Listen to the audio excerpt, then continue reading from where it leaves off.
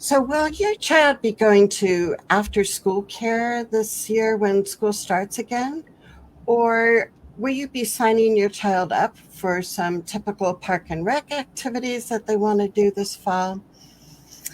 Or do you find yourself having hurdles put in front of you that it's like, you kind of are the people that you talk to are suggesting that your child participate in the special programs they have. If this is something that you've experienced, if this is something that you would like to turn around in your community, this is the show for you because we are going to be talking about those hurdles you might experience as a parent with a child with disabilities. And we're also going to be giving you specific tips on what you can do to change the level of community and inclusion that you have. So stay tuned, and we have a special guest coming too.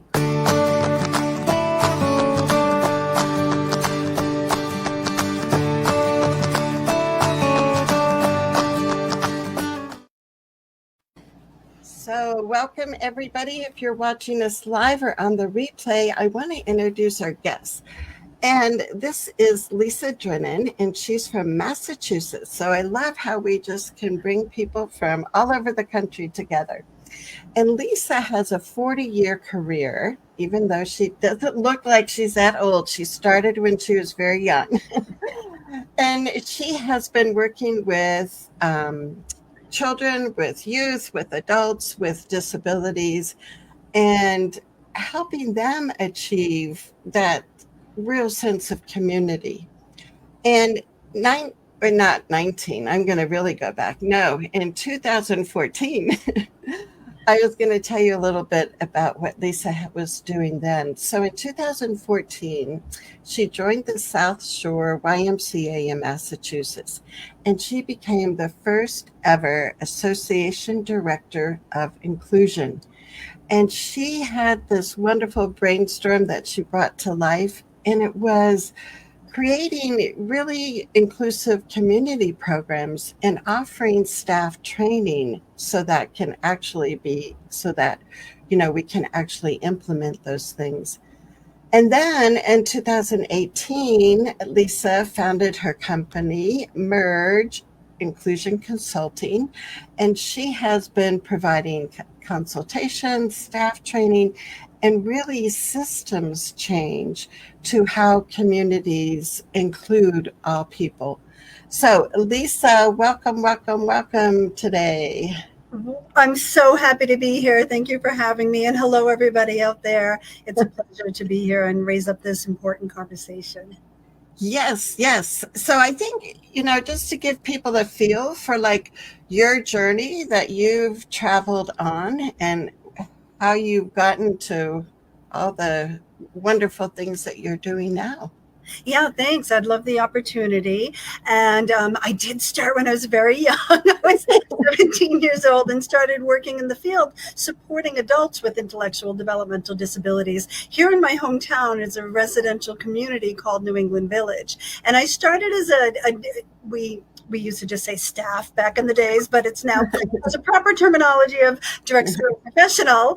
And I quickly found that the recreation space was something I was drawn to. So I became a recreation director for a good amount of my 30 years there and helped to open a wellness center. So why I share that is that it was really important. Part of my journey was recognizing that how you teach a class or an event or an activity with a variety of people in the class and how you do it effectively so that everybody's meaningfully participating became my thing, right? That was how I worked when we hired wonderful staff who taught fitness and music and art and aquatics. That became our thing. What were our best practices around there? So it really translated well when I went to the South Shore YMCA, and thank you for that introduction, to how did I help a YMCA recognize that what they do when they teach a Zumba class or they have kids in camp or have somebody in before and after school programs, how they structure the way that they teach or offer a class became very important too, right? And it also was a big aha moment at the Y to not think about what I did is not always focusing on build more special programs for these folks over here on Tuesday night at 6, but to look at our whole why. What are you already offering? And what can we do to give the tools and the confidence to a Zumba instructor, a camp counselor, front desk person on how to welcome, engage, and support folks with disabilities. So that was my big aha moment, is that I had always only worked with folks who supported folks with disabilities, and now I'm working with the general public.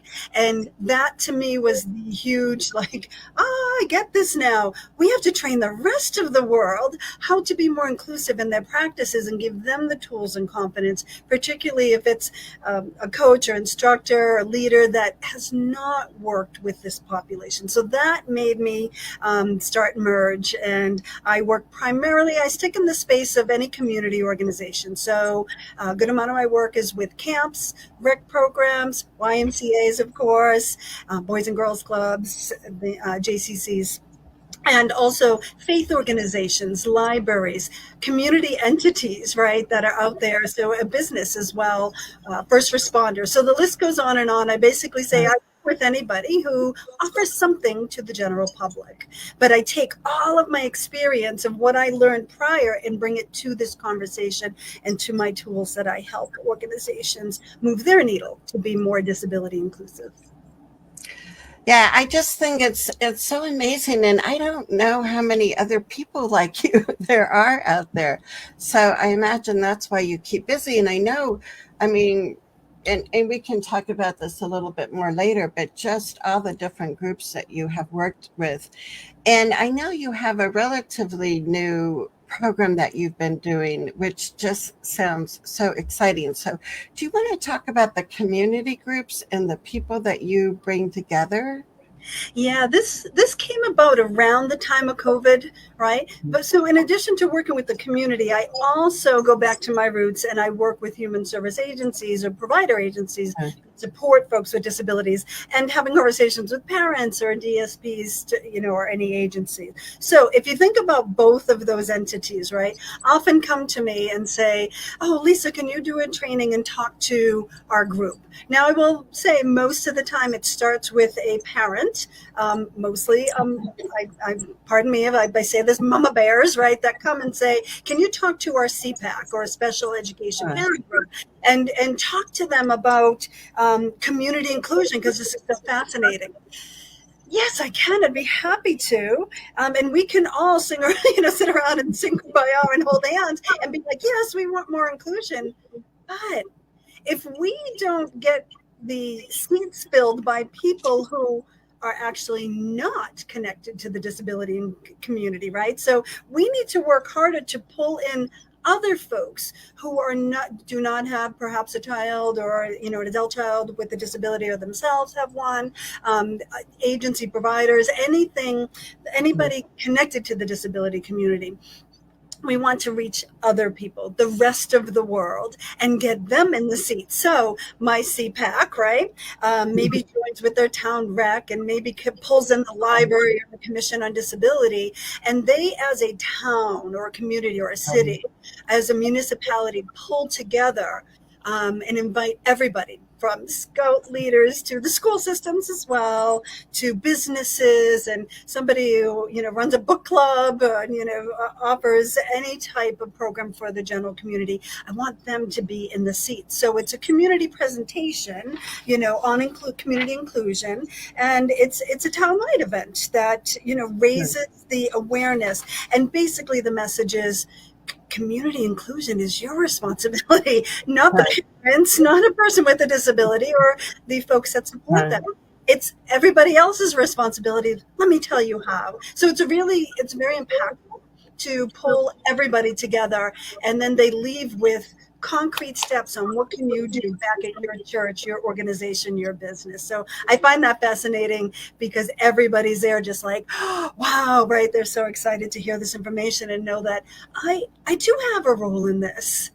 I can do better. I love it. I love it, because I talk about, and mainly we talk about inclusion in school, but it's like, yeah, that's one little microcosm of our community.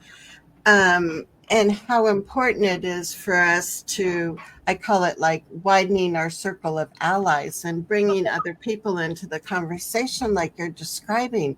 And I think it's such an excellent idea because, yeah, it's like we all are interrelated, right, in this community. And how do we support each other? And the other thing I know some communities have done, which I just think is such a neat idea, it's kind of like a ecological inventory where Mhm. you go in your community, and one easy thing is accessibility, right? Like, do you only have, hopefully not in this day and age, right? But, there's still places that have stairs and not an accessible place unless you go around the back and into the Through service the center. alley, and you're Yeah, right. you know? So, but yeah, there's so many things that communities can do.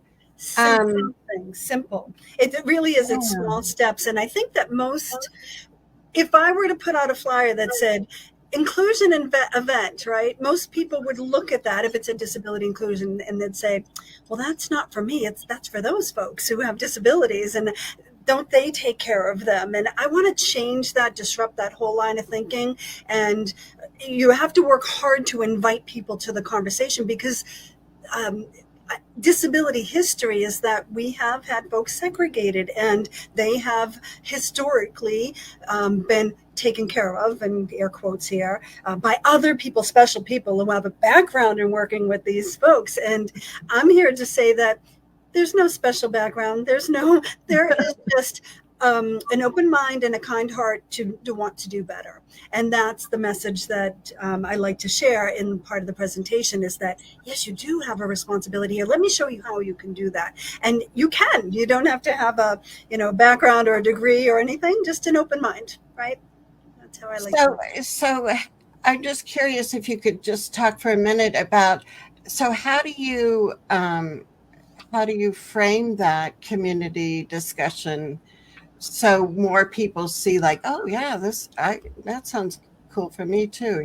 Yeah, I think the trick and how this organically started for me was that group of parents from the CPAC who wanted to come talk to us. And it's like, yes, but each one of you needs to have a conversation with someone and invite them. They have to be invited into the conversation because of that, again, that, historical way that we have looked at it's somebody else's responsibility. So I think just by literally inviting people, saying to somebody, maybe in your church or you work in the library, you attend, a group, an organization, and saying to them, I'd love for you to be invited here. Would you come? So it has to be invitations. Because most people will pass it over and not think that it applies to them. So Right.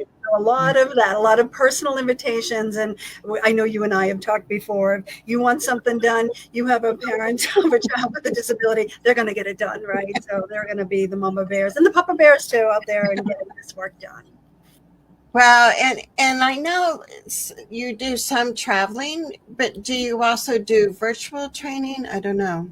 Yeah, absolutely. So I do Okay. both in person, virtual trainings. I speak at a lot of conferences, particularly related to recreation and parks and like YMCA or camp conferences. So I have my seasons of conference season, I call them. And one is in the fall, and as you know, one's starts in January and goes all the way through March. So I do a lot of those, but then in-person trainings with camps is a big part of my work where I go directly, and I want to work with boots on the ground. I want to work with that camp counselor who, yes, they are 16 or 17 or 18 years old, and often I get this kind of pre-warning that our camp counselors are really young, and well, they're actually all young across the country, but I find that they are the most accepting of this concept, and they get it. Like I would much rather work with a group of 16 to 18-year-olds because they get it. So I'll go to camps or organizations that train our staff on how to do this. But then I can, sometimes someone will call me and I just can't coordinate how to get out there. So I will do a webinar. Although, as you can tell, I'm probably, I love doing in person. I'm a little energetic and enthusiastic. So that comes through when I'm in person as well as online, but I prefer in person. Yes. Well, yeah, I just love the whole idea. And I just have all these ideas percolating here. Um, and I know at the beginning we talked a little, we mentioned that there's usually going to be some hurdles when we're trying to do something new and different, right? So, can you maybe give some examples of hurdles that people have had at the beginning and how they got to jump over those? Yeah, no, I like to look at the hurdles as that, just to clue people in, they're happening on both sides, right? So if we were to Right. look at the community organization, there's hurdles that they're overcoming, right? And that could be anything from, oh, we don't, we haven't had training, right? Or their concept, and sometimes it's misinformation that we have to hire all these special people to run these programs, and I would go in and train them and teach them that, no, you just need a caring person and an open mind, and we can make this work, right? I often say that 85% of making inclusion work, from the community's perspective, the community organizations, is your mindset. The other 15% I can teach you, right? So there's those hurdles. So that can be overcome by training. There's hurdles that they feel that it would, break their budget. We can't Mm. afford this. We can't do one-to-ones. And one-to-one meaning one staff is assigned to one child because we don't know how else to help this kiddo. But I actually work to not do one-to-ones whenever possible. And people would soon learn that being more inclusive as an organization actually brings in more money. Then it's actually financially beneficial to an organization as opposed to being exclusive or just sticking in the adaptive or specialized mindset where you give one staff to everybody. So, or they just don't think that they can do it, right? They don't have systems in place. So that's easy hurdle to overcome. But now let's talk about a person who identifies or has a disability and or their family member, right? What are some of the hurdles they're going to get? And I think this may sound a little strange, but one of the first hurdles is that they don't even know that being in an inclusive setting is a possibility, right? Their child might only access special education services separated or segregated, so maybe they participate in specialized or adaptive sports only, or other activities where they are only with their peers who have the similar disabilities. So they may not even know that it's an option. Do you know your kid can go to camp with everybody else, right? So that's one thing, is just because of maybe their lack of experience, or maybe a hurdle is we tried that 3 years ago and it was a disaster, something bad happened. So I like to say, let's wipe the slate clean and we're going to try again. We have to keep trying. And, often some families end up being the ones who pave the way for other families. So maybe there's, that or fear. I don't want my kiddo in with the typical kids because they might make fun of them or say something or do, so we have to get over that fear and know that hopefully in these days that we have, training in place for our staff to know how to watch out for that and to help ensure all of our campers, right, or adults or teens or whatever we're speaking of are, practicing positive supporting language and technique. But yeah, there will be some hurdles that may come into play. But I often think that there's a lot that, and again, I'm training from both sides of that bridge, right? And we want to strengthen the bridge. So if a family member, I have a couple tips that I always love to share. If a family member wants to, start exploring how to help my kiddo, maybe next year I would like them to go to a traditional camp or go to camp with their siblings and not have to go to a special camp that's 30 miles away, right? That start early. Be very upfront, right?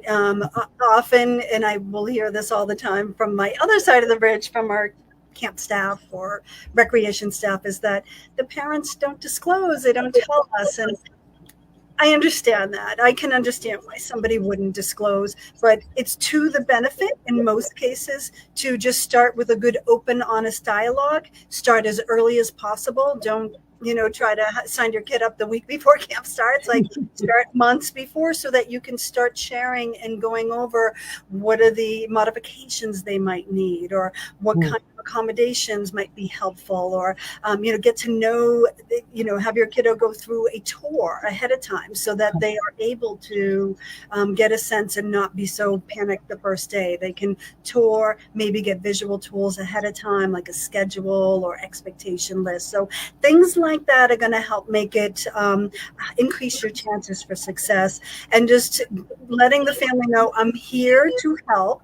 And that's what a big part of what I train staff to, is to not always, just kind of report out, your kid did this, this, and this wrong. Instead, they had a struggle here. What do you think? Because surprise, surprise, the family member knows them better than anybody. So they actually might be able to help. So I always talk about this kind of collaborative approach between the organization and the family. So, hopefully some tips there might, be helpful, right?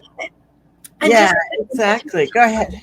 Yeah, no, just always share. That was my last one. If you have a good experience, share. Because if you went to a program or your family member, let others know that this was a good experience, because it raises up more good examples rather than remember 4 years ago that kid, they did this, or that teen, or that, and then there's like a bad impression of it. Share good stories. We want to let them know what's possible. So. Yeah, for sure. We want to shine those lights because, it's so, I don't know. It's so exciting because, we've talked a little bit this summer on previous shows about, community inclusion, but now bringing it and being able to meet you and connect with you, it's like, it just makes the possibilities more we're aware of the possibilities, right? And if they're doing this in Massachusetts or in California or wherever, you can do it in Iowa or Idaho, right? Absolutely. Absolutely. Inclusion can happen in any spaces and places. And that's what, and I always, this is something to keep in mind too. I think about this a lot, where an organization might come to me and they might feel a little sheepish about, well, we don't have any inclusion stuff. We don't have specialty programs. And I say, that's okay, no matter where you're at. And in fact, it isn't a requirement to have special or adaptive or segregated programs. It's actually better to build an inclusion you want to build it in, not add it on, right? So no matter where you're at in that journey, we can continue. Let's start here, and we continue to move toward more places and spaces that are fully inclusive, right? That's always the goal. It isn't, it's a dial, not a switch. We're not going to snap our fingers and it's going to be perfect. Every little step towards inclusion is a step in the betterment of our communities. Well, I'm just trying to type some of the wonderful little golden nuggets that you're sharing with us today, and remind people, if you're watching us live or on the replay, please type in questions, comments, like give us an example of where you live and what are you seeing in your community. And I know we've got people from South Carolina and Iowa and all kinds of grand places. So love that you're here and that you're participating. And yes, and Allie says that she loves this chat. Yeah, it's just, it just is like grassroots, right? And like that's how we really make change. And I love it. I love it. I love that grassroots idea, because it is all of us working together to strengthen our communities for all. I love that idea. That is So Lisa is a friend of mine, and she lives in Idaho, and she says last month one of our local theme parks hosted an inclusive disability day. It was amazing. Wonderful. That's wonderful. I love to read stories about this and to know when communities are building parks, right? That are built from the ground up, are just parks that are inclusive for everybody. So it could be a playground, right? So I love to see this. It raises up our communities general. So if somebody never went to a theme park because they couldn't feel that they could, and then they have this opportunity to go when it might be more accessible or sensory friendly, that's super. Maybe it's going to give them the confidence to, I can go on my own with my family, or I can join my church field trip to that group, and we can make this work. So those are great opportunities. Thank you for sharing that. Yes, thanks. Yes. And Marla's here. Marla, were you I think Marla was in Massachusetts. Didn't you live in Massachusetts, Marla? And they moved down to South Carolina. And she said, such a wonderful conversation. And one that I'm finding as we moved here to South Carolina, it really starts with the community. Yeah. Yeah. Absolutely. Yeah. Absolutely. I love that. I thought of one other strategy. It just popped into my head when I was saying something else, that this is a big part of my message to everybody on both sides of that bridge. Strengths focused, not deficit focused. Okay. So for our community entities, right, our camps, our programs in the community, start by learning about someone's strengths, get to know them. What are they passionate about? What are they great at? And that's how I'd love somebody to be introduced, is not, this is Sarah and she has Down syndrome. Now, how about, this is Sarah and she's a tremendous artist. Like that is so powerful. And as parents or family members, I know this is hard, but I want to encourage you that if you're filling out a form and there is not a spot to say what makes your child shine, ask that organization to please make that the first question, maybe adjust their intake process, because you should lead with what makes your child shine, or what makes you as a person if you're a teen or adult. What drives you? What are you great at? What do you love? Who would you like to meet? Other people who are musicians or artists or whatnot, because if we focus more on strengths, that's where true community belonging and perhaps even friendship can come into play. And I loved how I think you brought it up, Charmaine, about access, right? Accessibility, making things more accessible. That's step one in the process. Step two is making more spaces for inclusion. When I say inclusion, I always like to make sure it's not a separated or segregated or, separate program. Those are great. Not inclusion though, but inclusion is when you're creating more spaces and places where persons with and without disabilities have the opportunity and the supports to participate side by side. But guess what? That's not enough, right? I always say we got to move this goalpost over, and belonging. Belonging is what we want to be focused on. So as a community, how do we create more spaces where someone can feel like, I'm important, I belong, I share this part of me, and people enjoy me, and I can make a friend. And as the instructor or the coach or the leader, you can help that to evolve, right? But it's only going to happen if we focus on strengths, not deficits. I love it. And we could invite you to IEP meetings, because you speak the same language that we do, and you're doing it in this larger setting, right? Which is what we need to have happen. So I love it. And Kim has a comment. She is a member of we have a parent group called Connecting for Change. And Kim lives in Iowa, and she says, we have an organization near us that is promoting an event where individuals of a certain rate range that have intellectual disabilities can show a pig at the local fair.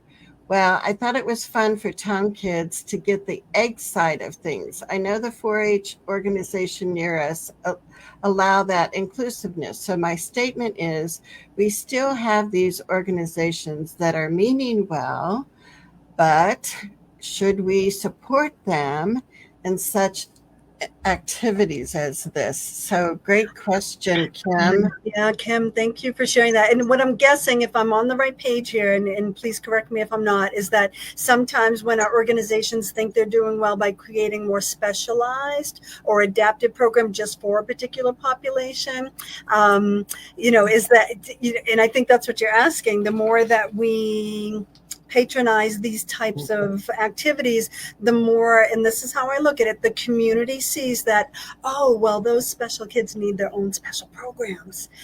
And so I have mixed feelings about it. I will say that there are times where specialized or adaptive programming or support, so autism swim, wheelchair basketball, things like that, right? Or an event where it is a sensory friendly event. There's a place for those, but it's not the end all. And it cannot be we have a special program for them, we're done with our inclusion. And it's like, actually, not even close to inclusion. That's great. That's not inclusion. They should only be used as a gateway towards full inclusion, because the more we do specialized or adaptive, the more the general public has in their mind that, well, these folks, special people, take care of them and provide them special programs, so I don't need them to invite them to my church or to my book club or to my what have you. See what I'm saying? I hopefully Exactly. that got the point there, and that was what you were trying to say. Always move towards full inclusion, and as we do in schools, least restrictive environment, right? Somebody needs a one-to-one support at camp. What I say is that, okay, so your goal is to pull back that one-to-one as soon as you can.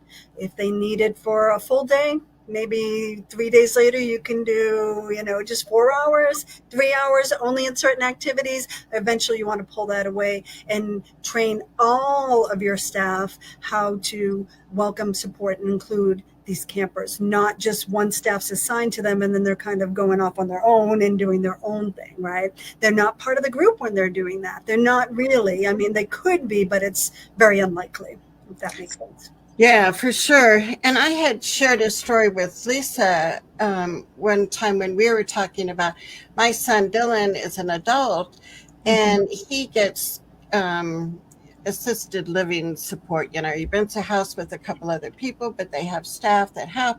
Anyway, in this organization, one of the gentlemen had said, I never got to be a Boy Scout. I always wanted to be a Boy Scout. So with good intentions, the organization said we could make a Boy Scout troop and, you guys could join that. And, my son was like, no, I was already a Boy Scout, when he was in middle school. And so then they said, well, you could be a Man Scout now. But, and like I said, it was with good intentions. However, instead of saying somebody wants some scouting adventures and then to figure out, is that camping, is that, certain merit badge kinds of things you're interested in. And like finding a group in the community, like a meetup that goes camping every month, something.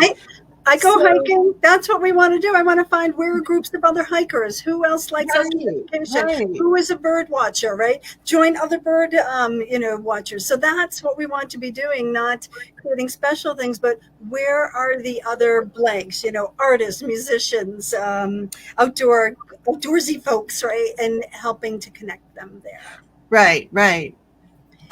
Julie is a mom here in Idaho, and she says, often it seems that by making spaces more inclusive, it ends up benefiting everyone. Yeah.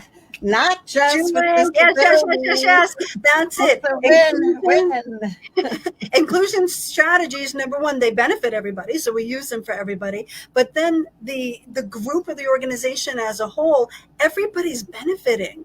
Everyone, right? So it's not when we welcome in more any types of diversity, people are learning. The group as a whole does better, and I can't speak to exactly what the study is, but we know that classes where it's more, authentic inclusion happening in there, the class as a whole perform better, than if Right. we're pulling out kids, right? Because it's really important, because after you graduate school, you're going to go into work settings and everybody learns differently. Everybody participates or experiences the world around them differently. But it's not a bad thing. That's a good thing. We can learn from others who might have disabilities, because I, might argue that they are probably the biggest problem solvers, right? In some cases, because they have to live their entire lives figuring out how to work in a world that was built by non-disabled neurotypical folks, right? So I couldn't agree more, Julie. It's a win-win across the board for everybody. Yeah, and I think the other important point that you brought up, Lisa, is listening to the voices of the people, right? With, the disabled people, the people with disabilities, because sometimes as parents, we think, oh, I bet they would love this. And it's like, nah, that idea was, so I think, I'm a retired teacher. So, I think I have this like helper, you know, mentality of wanting to help people. And the way we can help a lot of people is to ask them and Love it. get their voice in the room. Absolutely.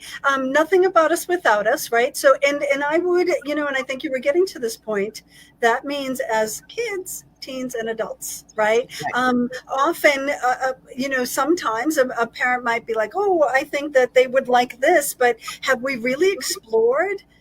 What they, that kind of person-centered planning of thinking, what would Yes. they, how do, are we being their voice, or are we amplifying their voice, or are we speaking for them? So we want to be careful of that. And then in any setting, no matter where you're at, you're creating a new event or program, or you're building a new, aspect to your camp, whatnot, make sure you're pulling in somebody from the disability community to be a part of the conversation, and not, you have to be very careful not to be like, okay, we need one person with a disability here, but we want to get to the place where it's more natural that you have folks part of everything that you do. And I talk to rec programs and YMCAs a lot about this too. It isn't just the programming. What does your board of directors look like? Oh, you're planning a big event and you need your big 5K or a fundraiser, and you need volunteers. Who's on the board, or who's on the planning committee? Have you invited in other folks that to come bring their perspective on how it could be better for everybody? So yes, nothing about us without us. I try to live by that, and I always try. I don't identify as a person who has a disability. But so I always try to listen very carefully, like here, like I want to listen to parents, I want to listen to persons with disabilities and listen to their experiences so that I can help in my work, to amplify their voices. Oh, exactly. And Allie has a great comment here. She says, these conversations help us all gain courage to speak up and show up respectfully to improve inclusion. Exactly. Yeah. And so that's why Allie and Kim and Marla and people that are here with us live, what, can you see examples in your community where something like this would really be possible? Do you already have the mindset in your community? Or, let us know, because I think it really helps too for parents to say, well, look, this person did this, and it's like an actual project that we could do here too, right? Kim says, love it. So I did sign my son up, and she was talking about the 4-H program, but maybe this will start the conversation with the group. Individuals with disabilities can be farmers and or work in the agricultural workforce. Perfect, Kim. That's a great way to take a situation where it's not quite where you'd like it to be, but you're recognizing, all right, maybe this isn't in. This is a great place to start the conversation, and then explore, well, how can they move from this program to now give more confidence to the overall general program that's open for everybody? And that's a great way to look at it, right? So love that. Excellent. And I just want to comment on Ellie's comment there. Yes, and you want a great guest for another time, Charmaine, Ellie is the person that you want to. Oh, good. I don't know. She is a field warrior that is making inclusion happen in her community. I've had the honor and pleasure of knowing her. And, oh, good. Hopefully, so, Ellie, are you in Massachusetts too? Is she in Massachusetts? Yes, yeah, she's in Franklin. Cool. Cool, cool. Massachusetts. Yeah. And Marla says that, yes, I can definitely see this being something to talk about with some of the organizations. Yeah, and I think that you just have so many good ideas, Lisa, as far as looking at like who do we have on our board of directors, who's on the planning committee, and all these things that we need to really start to be more conscious of. Andrew joins us, and Andrew says, I've never known a group that has been fully integrated with people from all walks of life where everyone didn't benefit from the experience. People like Lisa are blazing a path that we will all learn and grow from. Exactly. Oh, I love that. And I think that it's a great message there that every person in our community touches so many parts of our community, right? So no matter what your personal life is, that we can, if we can see what's possible, we can bring that back to our own personal groups and entities and organizations and friend groups, right? And thank you for that wonderful comment, my friend Andrew. Well, and the other thing I think about too is, and I've always been, focused mainly on people with this, students with disabilities and inclusion.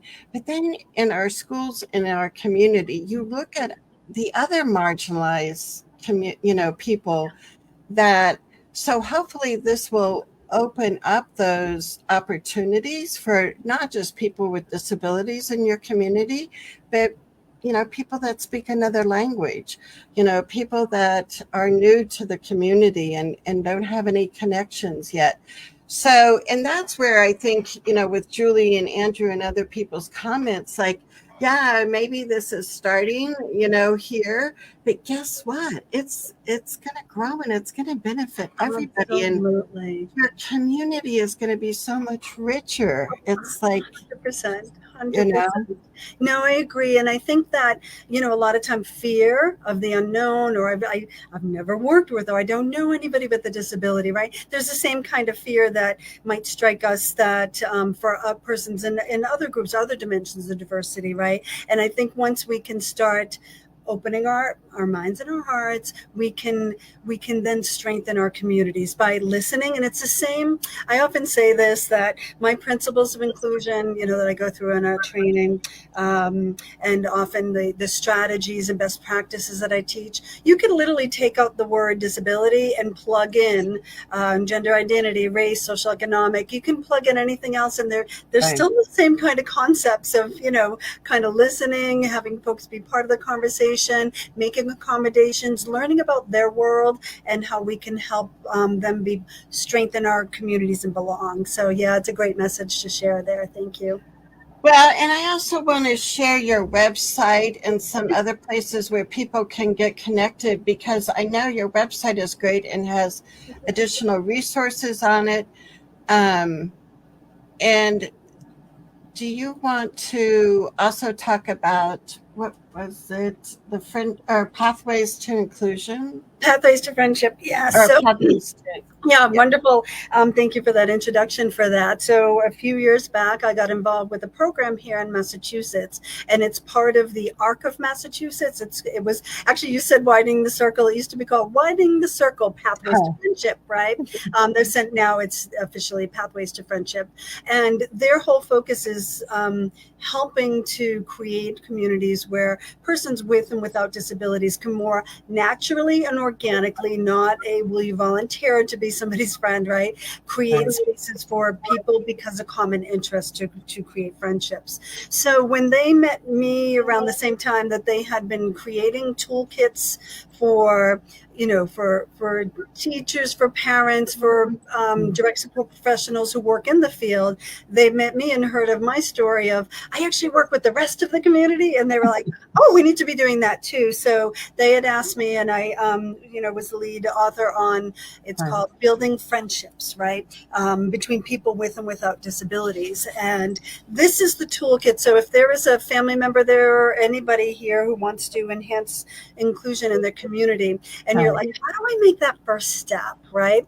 I would recommend downloading a copy of this so you can download a copy or send a link to someone and say, this toolkit, it was written for community organizations, right? So for anybody who works in a Y or, recreation or cultural or faith organizations, right? And it was written for them to teach them, number one, what inclusion really is and what it's not. What are the hurdles you're likely to experience? And it's going to give you step-by-steps on how to overcome those hurdles. So that's the whole first book. Then the second part is, now that we have inclusion under our belt, remember I talked about that belonging, that moving the goalpost, we can now start thinking about how can we help, right? Build a culture where a person with and without a disability, perhaps, but a common interest. Maybe they both love, fly fishing, or both love, outdoor adventures, or are into history. How can we help two people with common interest to meet and to share their common interest, and then perhaps it creates an opportunity for a relationship or a friendship to evolve, and then that's where you get a full sense of belonging in your community. So that toolkit is something you can give to your local YMCA, a town rec, or whatnot. And you can also, if they're like, well, we don't have training, we don't know how to do this, I happen to know somebody who can help them. So feel free to share. That's what it's all about. Like, connect me with those groups who want to do better, and just see how, because we're not, our community organizations weren't built understanding this whole concept. So we can just teach them, and I'll tell you, I see the differences being made every day. I get to impact, or they are impacted, and then they get to change their communities after just seeing things differently and be given the tools and confidence to do so. So it's beautiful. I can't wait to look at that. Yeah, because it just sounds so perfect in that so many people would be able to benefit from using that. And I think, parents and other people appreciate when there's some tool that they can start with, and then, if they need to expand or whatever, but it's like, this gives you a great starting point. It's wonderful. And it's just a wonderful program, the Pathways to Friendship program. So hopefully on the look, explore that. And there's these great videos of friends who have met, and they interview them. And it's just fabulous. I can't say enough about it. It's just a great program, something that can be emulated in other states across the country, right? So kudos to them. Right. And Rachel joined us, and she gave us Pathways website. So Excellent. Good. Excellent. And and we'll be coming, back and giving you more links here in this chat. And also then next Tuesday, I'll be sending out my weekly newsletter. So if you aren't on my, if you don't receive our weekly advocacy tips, go ahead and you can sign up. And I'll be summarizing the highlighted, the main points that we talked about today, and also giving you the link so you can watch the replay.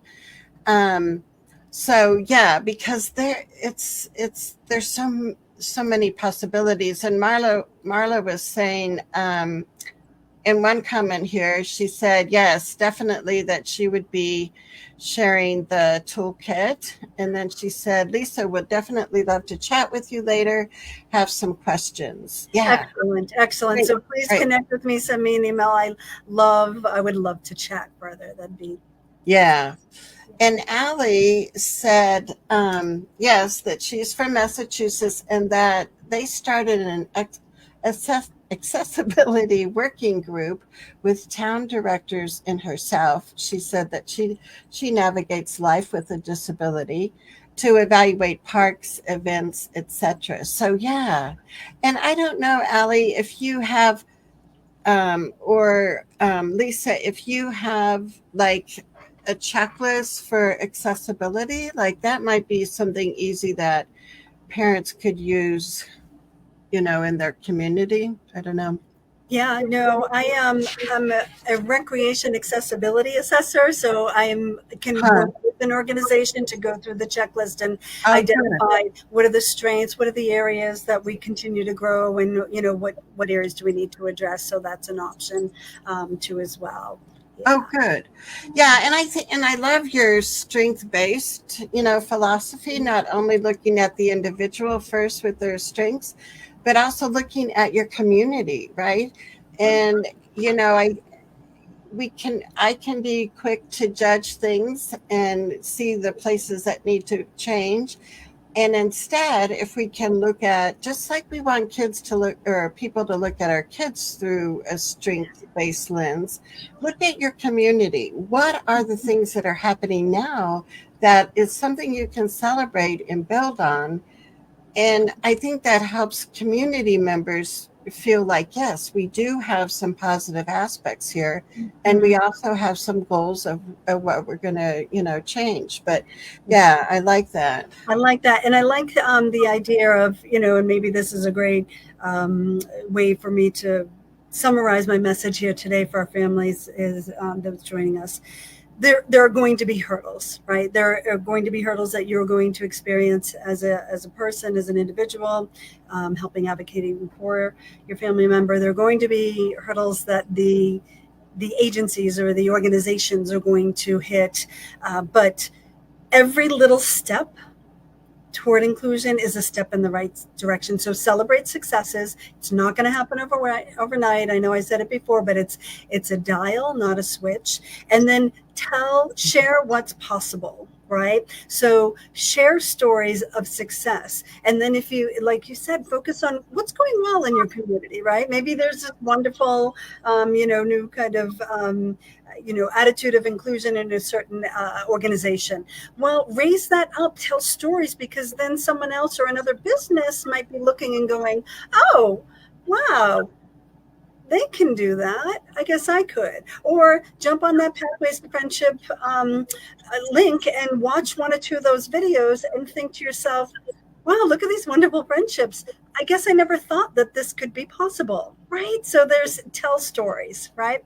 Love it. And that's it. Yeah, and I think I hear a lot of questions from parents around the topic of friendships for their children, and those authentic relationships, right? Not that somebody's getting a high school credit for being a Mhm. buddy and going to your class or something, but connecting people like we all do, right? We find people that have like interests, like hobbies, and that's how we connect with each other. That's how I connect and meet my friends. I like to mountain bike, so I meet people, other women that like to mountain bike, and we go for rides together, and then maybe develop a friendship. But it's usually through a common interest, and that's why we want to focus on strengths. What are somebody's interests? What makes them shine? What's their, that's what we want to focus on, because then if we can help, find where are other people who are great musicians or artists or whatnot, and help connect them that way. That's the more natural way that we would potentially meet somebody that you have a lot in common, and you start chatting, and then you go out for coffee someday, right? Yeah, Right. that's what we want to So do. this has been such a great conversation, and I'm so glad that we connected, Lisa, because I see lots of possibilities, and I want to shout your name from the rooftop so other people know about you and the wonderful work you do. So I don't know, would your email be the best way for people to contact you? Feel free, please. Okay, Yeah, okay. yeah, Uh, Charmaine. yeah, so I know you're going to be having some wonderful weeks in Ireland Yes, coming up. yes, I am. This is my recharge my batteries time. Yeah, they're I very love that you wonderful. also have self care figured in your calendar. That's Have to, good. Good, have good, good. to. Yep. Um, and I'm sure coming off the summer camp season has been a busy time too. And like you said, the work that you do with the Ys, with Boys and Girls Clubs, I mean, that continues all year, right? It does, Um, absolutely, year round. I'm already booking things for September, October, November, and the work continues. And that's the important part. That inclusion doesn't end after one training, too. It just takes a constant, looking at it, reevaluating, resetting your goals, and keep moving on, right? But I would love to get to a place in the world where we don't have to use the word inclusion, where I might not have a job. I would love that if our communities were like, you don't even have to say inclusion. It's just how they are, and that Lisa Drennan's out of work, and I'd be happy with that because I can go do something else. Right? yes, That's my ultimate goal, is for an organization I'm working with for them to be independent and their practices learn, become culture and sustainable, and I fade away, and then I cheer them on from the backside. Oh, exactly. Exactly. I know that I feel that way as an advocate. It's like I want to work myself out of a job, Yeah, and I think we don't have to talk and have inclusion as like this whole thing. It's like, no, this is part of our life, and we don't see it as something separate or something we have to advocate for, but it's how our community is, right? exactly. And Um, people like you and Ellie and others here who are doing this work to raise up these important conversations and help move the needle in our community. So bravo to everybody here. I know. Thank you all for coming. I'm going to put your website up again, merge consulting.org. And contact Lisa. Check out the website. There's some great resources there. And I know Lisa's already got plans for producing more videos and doing more wonderful things. So stay tuned with her so you can, keep in touch with her. And I'm so thrilled that you were able to be here, Lisa. And I just thank you so much for what you're doing, and sprinkling all kinds of seeds out there that are starting to be nurtured and grow. And we have rich communities now because of organizations like yours. So Well, thank you so much. thank you for the platform to have these discussions. And thank you for everybody that's joining us or is watching this at a later time. Yes, yes. So we will wrap up today. We will be back in 2 weeks. So I encourage you to stay tuned because we have lots of other exciting things happening this fall. And I appreciate you as a parent. I appreciate you as an advocate for your child. And thank you for all that you are doing to promote the strengths, the abilities of all of our kids and adults, and making the world a better place, right? So thank you all, and we will see you again in a couple weeks.